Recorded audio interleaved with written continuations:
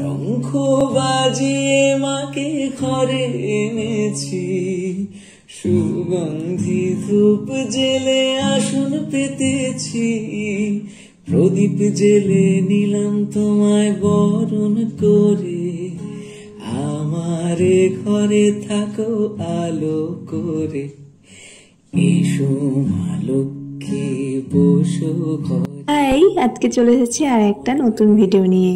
প্রতি বছরের ন্যায় এবছরও আমরা সবাই মিলে চলে গেছিলাম সাতপরসাতে লক্ষ্মী পুজোর মেলা দেখতে। আমাদের এখানে সবচেয়ে বড় মেলা এটাই হয়, আর আমাদের বাড়ি থেকে তো বেশি দূর নয়, বাইকে যেতে বেশিক্ষণ লাগে না। তাই সবাই মিলে আমরা দেখে রেডি হয়ে নিয়েছি। আর ইনি এখন নাচ করছেন, তার দিন্নাকে আনতে দিয়েছে পারফিউম। আমরা যেহেতু সবাই পারফিউম নিয়েছি, তাই ওনার না নিলে হবে না। ভাবটা দেখো জাস্ট। যাই হোক, তারপর বেরোতে বেরোতেই দেখছি সন্ধ্যা লেগে গেল। মা, বাবা আর দিদি ছিল, ওরা বাড়িতেই ছিল, আর আমরা এই যে সাঙ্গপাঙ্গ মিলে বেরিয়ে পড়েছি। ভেবেছিলাম দিনের আলো থাকতে থাকতেই আমরা মেলাতে পৌঁছে যাব, কিন্তু সেটা আর হয়নি। তো দেখো, আমরা মেলাতে চলে এসেছি, আর এসে দেখছি এত বড় একটা লাইন পড়েছে। এখানে প্রতি বছরই সুন্দর সুন্দর থিম করে, তো সেটাই আমি তোমাদের সঙ্গে শেয়ার করব। আমরা এই লাইনে আর সময় নষ্ট না করে সামনের দিকে চলে যাই।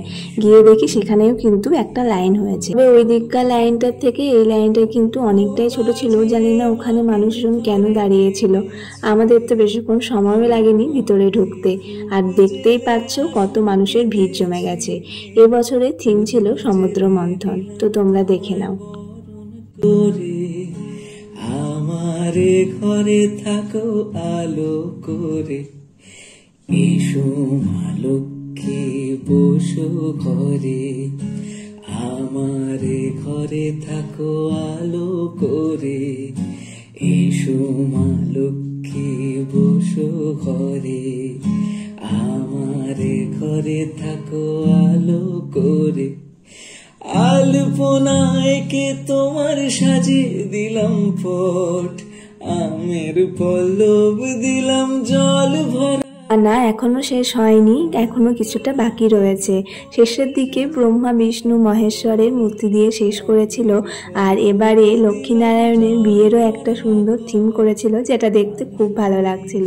তো তোমাদের এই পুরো থিমটা কেমন লাগলো জানিও। তারপর আমরা সেখান থেকে চলে আসি, এবার মেলার দিকে আমরা রওনা দিলাম। এখনও কিন্তু তেমন ভিড় জমতে শুরু করেনি, কারণ আমরা অনেক আগেই মেলার মধ্যে ঢুকে গেছি। ওই সন্ধ্যা 6টা থেকে 6:30 নাগাদ হবে হয়তো।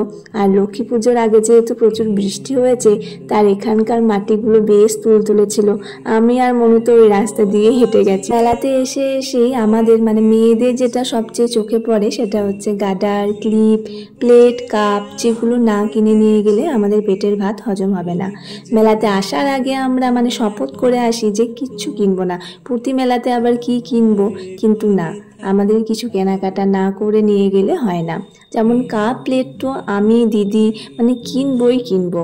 আর এই 100 টাকার ব্যাগের কালেকশনগুলো কিন্তু বেশ ভালো ছিল। আর মনে পড়ে আমি যখন ছোটতে মেলা যেতাম, তখন আমাকে একটা পুতুল কিনে দিলেই আমি সন্তুষ্ট হয়ে যেতাম, আর আমার কিছু দরকার ছিল না। এগুলোকে আমি যত্ন সহকারে রেখেও দিতাম। এখনো পর্যন্ত আমার খেলা মনু খেলে। যাই হোক, আমাদের মেলা ঘোরা হয়ে গেলে এবারে আমরা চলে আসি পেট পুজো করতে। এবারে মেলাতে এসে আমরা যে পরিমাণে খাওয়া দাওয়া করেছি যে কি বলবো, কোনোবার এমন হয় না। এবারেই যত খাওয়া দাওয়া আমরা করে নিয়েছি। কি কি খেয়েছি সেটা তোমাদের সঙ্গে শেয়ার করে নিই। আমরা যে যার পছন্দের মতন খাবার অর্ডার করেছিলাম। আমি আর মাসি চাউমিন খেয়েছিলাম, যেটা একেবারেই অখাদ্য বানিয়েছিল। মনু খেয়েছিল এগরোল, আর বাকি সবাই খেয়েছিল মোগলাই পরোটা। এখানেই কিন্তু আমাদের খাওয়া দাওয়া শেষ হয়নি। এরপরে আমরা কি কি খেয়েছি সেটা আবার দেখাচ্ছি। তো তার আগে দেখে নাও কেমন ভিড় জমতে শুরু করে দিয়েছে। রাত যত বাড়বে ভিড়ও তত বাড়বে। এখানে আমরা নিয়েছিলাম বাবার জন্য চটপটি। এখান থেকেও একটু ভাগ আমরা সবাই মিলেই বসিয়েছিলাম। তারপর মেলাতে এসে প্রথমবার আমি যেটা খেয়েছি সেটা হচ্ছে ডিম ঘুগনি, তাও আবার মাসি আর ওর জেরাজুড়িতে। তারপর দেখি সবাই একে একে খেতে শুরু করেছে। দিদি, জামাইবু, মনু খায়নি, মনু খাচ্ছিল আইসক্রিম। তারপর ডিম ঘুগনি খাওয়া শেষ হয়ে গেলে আমরা খেয়েছি আইসক্রিম। এখানেই আমাদের খাওয়া দাওয়াও শেষ, আর মেলা দেখাও শেষ। শেষ। এই ভিড়ের মধ্যে মনু তো হাঁটতে না পেরে মশাইয়ের কোলে চেপে পড়েছিল। তো তোমাদের এই ভিডিওটা কেমন লাগলো জানিও। যদি ভালো লেগে থাকে তাহলে লাইক, কমেন্ট আর চ্যানেলটিকে সাবস্ক্রাইব করে দেবে। দেখা হচ্ছে নেক্সট ভিডিও নিয়ে। সবাই ভালো থাকবে, সুস্থ থাকবে। Tata, bye bye.